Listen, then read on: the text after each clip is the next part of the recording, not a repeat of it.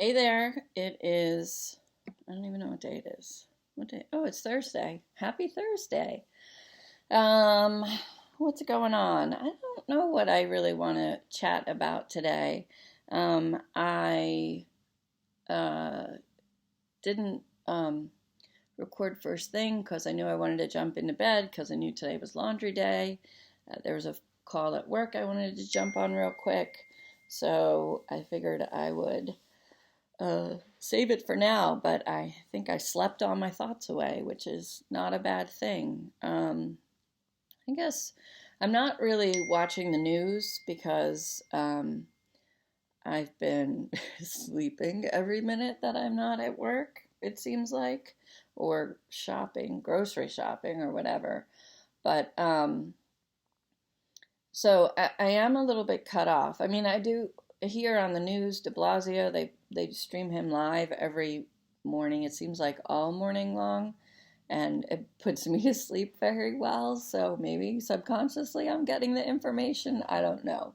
I don't really know where the numbers stand in the area, and I was thinking about it because when I was quarantined at home, was watch the news like obsessively. I guess maybe just seeing where the pandemic was and the numbers growing and as things were developing, and then being here, it just didn't really matter being in the middle of it. And then I sort of felt like last night, like, okay, we're kind of into a groove. Am I acclimating? Is it easing off? Is it just over the newness of being in a new facility?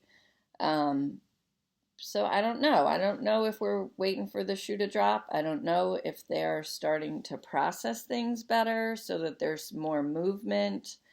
I don't know, how their bed flow is working upstairs. I did take someone upstairs to the ICU last night that had come in the door that was found in significant distress. Um, so yeah, I don't know where their movement is coming from. I don't know what their count is here, whether they've had people pass or whether they've had improvement. I'm not inclined to say that is improvement. I don't think their numbers have been particularly good with surviving coming off a vent, unfortunately. Um, so I don't know. But yeah, I mean, to go upstairs and you see the ICUs, and it's just like, I'm sure you've seen clips on TV where tons and tons of extension tubing so that all the pumps are outside the door so that you don't have to keep going in every time a pump goes off. Um, and then everybody's vented and everybody's either proned on their belly or on their back. Um, and then everything is in the hallway, which makes me laugh because anytime it was like JACO or an inspection, it was like, you can't have things in the hallway. This has to be put away. Find a spot for this, that, and the other. And now everything, it's just lines of carts and chairs and computers because, for the most unstable, you're sitting right outside the door to make those adjustments as needed on all the drips. So, um, yeah, I've heard many a nurse comment of, yeah, let's have Jaco try and tell me I can't keep a covered water cup at the counter because, that it's just not. But at any rate, as far as supplies go, um, I've always had what I needed, but we do know that we're low. So, you know, we're cautious. Um, but I haven't ever not had. I think the other shift, when I had so many interventions in the room, was like, this makes more sense to get the Tyvek suit and then wipe that down rather than using a gown every single time. And we've gone through a variety of brands, so you know that they are moving through their inventory. We had a certain brand that had the thumb loops on the gowns, and then we went to blue plastic, and now we're back to a different brand, of the yellows. So, they are moving through the inventory. They did tell us that they were almost out of a particular medication that's used in sedation. they were very critically low on inventory for that, but there were alternatives, so we just converted the patient over to the alternative of what they had inventory. It didn't really affect the quality of care the patient was receiving. It was just just a process to bridge them from one med to another, and that was fine until they get their stocks up. But having that information is incredibly valuable versus calling for it and them saying, "Oh, we're out." So, then it's hard to. So anyhow, yeah. So yeah, I don't know. I finally got a key to the med room, got access to drug carts and stuff like that. So is it just easier on me because I don't have to be asking or chasing someone, who's got a key, that kind of thing? So is the flow better? Is the routine a little bit better? They're still getting, like I said, they're still getting ER patients. So, the other night I was particularly busy with my one guy, but then they were like, "Oh, and by the way, you have a guy in the other room with chest pain." I'm like,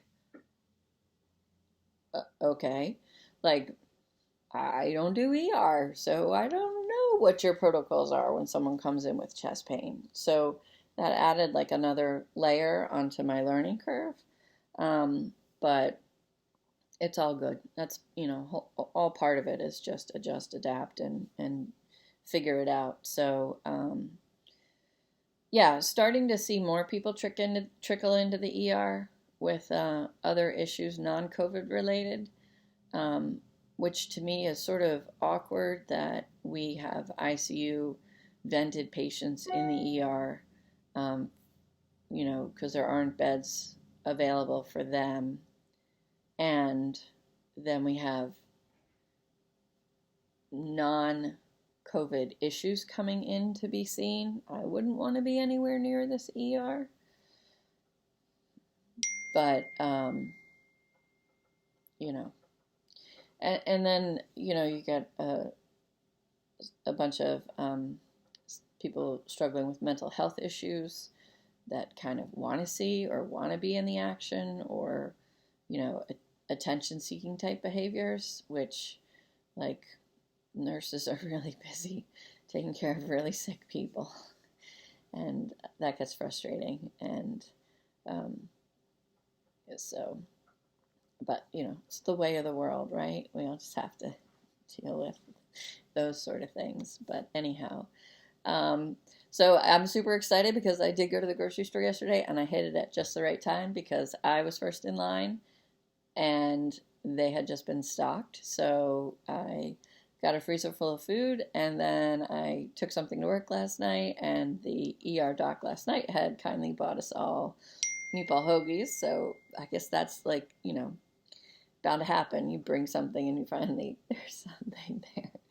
And then the director of the ER said, "Don't bring dinner tonight." He was bringing a feast that we would be very happy with. So I'm sure it's not going to entail a glass of wine, which would make me very, very happy. But that's okay. We appreciate it. It's certainly not necessary. And one of the nurses, who's been particularly emotional and was really in the heat of it all, was like, "I'm bringing you something." And we're like, "Please don't. We need to bring you something." She brought us a travel mug and some instant coffee. She was like, "Don't drink our water. Use the filtered. Make the instant." But very sweet and unnecessary. And we still feel very privileged to be able to be here and be helping them out. So, yeah. I guess that's kind of it. I'm going to sign off. I have to flip the laundry. You know how public laundry is. You don't want to leave it too long or it grows little legs and runs away. And everything is fine. We just got more nurses in from Spokane, Washington, and I think one from Arizona. So staffing numbers are up. Things are stable, or maybe it just clicks more. I've been working every day since the Monday after Easter, so maybe I'm just delirious. I don't know. But thanks for coming along for the ride. I appreciate all the texts and thumbs up and good wishes.